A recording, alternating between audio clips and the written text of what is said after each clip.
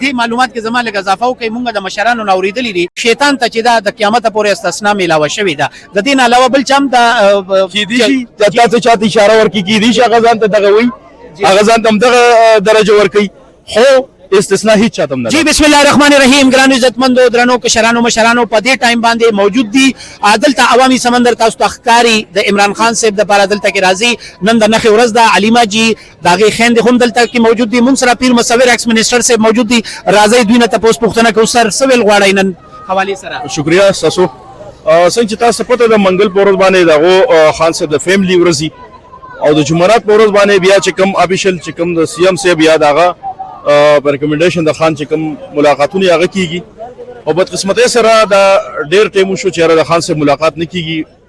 نو چلو دا افیشل خلک چې کوم زمونږ راځي یا کوم د سی ام صاحب خو ځانه خبره ده خو د فیملی لکه ملاقات نه کول په دا زمونږ په سمجھ کې د دې حل څه دی جی؟ سهیل افریدي صاحب 2.5 کروڑ عوامو نماینده دلته راغلي 10 پیرې راغلي ملاقات ونه کړی شو.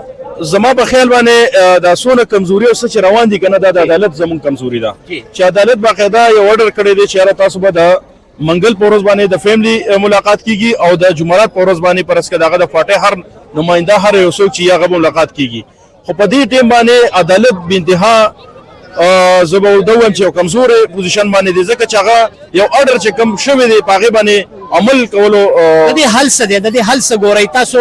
علیمه جی دا سټیل یو بیان راغلی چې کم د مذاکرات خبره کوي هغه د عمران خان سره ملګری نه دي اوس صرف مزاحمت پکار دی. ګوره داسې ده چې مونږ د نن پورې ټولې آئیني تقاضي پوره کوو پوره کړي مونږ دې پوره کوي.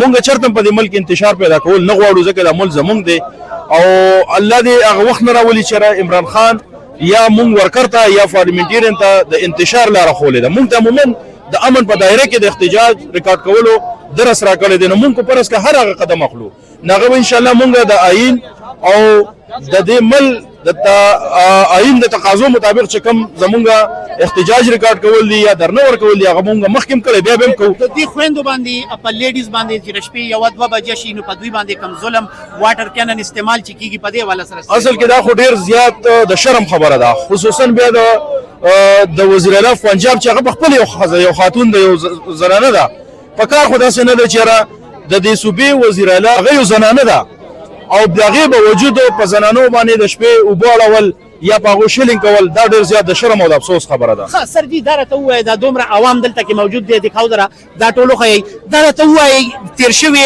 نښې په ورځ باندې 400 نه زیات اف آی آر درج کړي شوي دي په تاسو باندې. د دې مقصد دا و چې دلته عوام نه راځي نو عوام بیا هم رالې. ګوره داسې ده که نه اف آی آر نه چې د شروع نه والا تر دننه پورې اف آی آر نه څوک یېرېږي او نه په دې باندې مونږ د دې نه رکولی شي.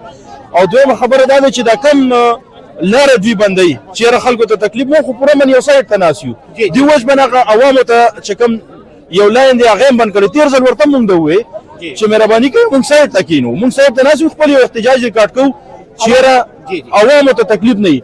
دا خو دوی په خپل عوامو له تکلیف ورکوي حالانکې مونږ د نن تاریخ پورې تېر زیارت په ورځ باندې مونږ راغلي او په ریکارډ سره مونږ زموږ کیمرامین په ټیم باندې د جګړه صاحب کیمرامین هم و او مونږ ورته وایي چې د لار کولاو کې د خلکو ته تکلیف نه وي ځکه چې مونږ پوره یو سایډ ته کینو هر کله چې مونږ راغلي تاسو نن هم کتې شئ مونږ سایډ ته نه ناست یو. سر خبره تاسو کانفرنس وشو دې حواله سره او تکي عثماني صاحب نو فتوا راغله نو په دې حواله سره څه ویل غواړئ؟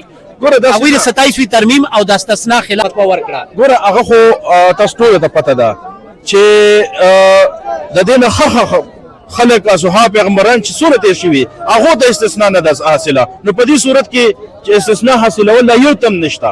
هر یو سړی به چې سم کېږي هغه به د خپلو اعمالو جواب ورکوي که هغه په دنیا ده که په آخرت ته. سر تاسو ته دا دې معلومات کې زما لږ اضافه وکړئ. مونږ د مشرانو نه اورېدلي دي چې شیطان ته چې دا د قیامته پورې استثنا میلاوه شوې ده. د دې نه علاوه بل چا هم کیدی شي تاسو چاته اشاره ورکړي کیدی شي هغه ځان ته دغه وایي هغه ځان ته هم دغه درجه ورکوي خو استثناء هیڅ چاته هم نه ده حاصله. هر یو سړي ته کو د ښې ده او کو د بدې ده هغه به حساب ورکوي.